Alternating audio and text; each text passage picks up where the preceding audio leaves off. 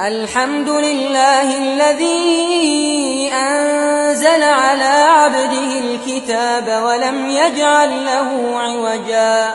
قيما لينذر بأسا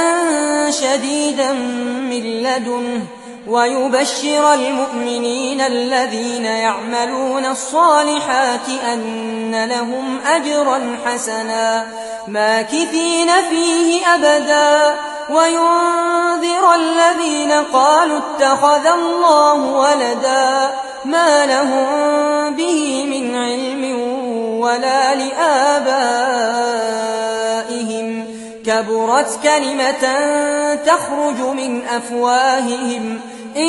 يقولون إلا كذبا فلعلك باخع نفسك على آثارهم إن لم يؤمنوا بهذا الحديث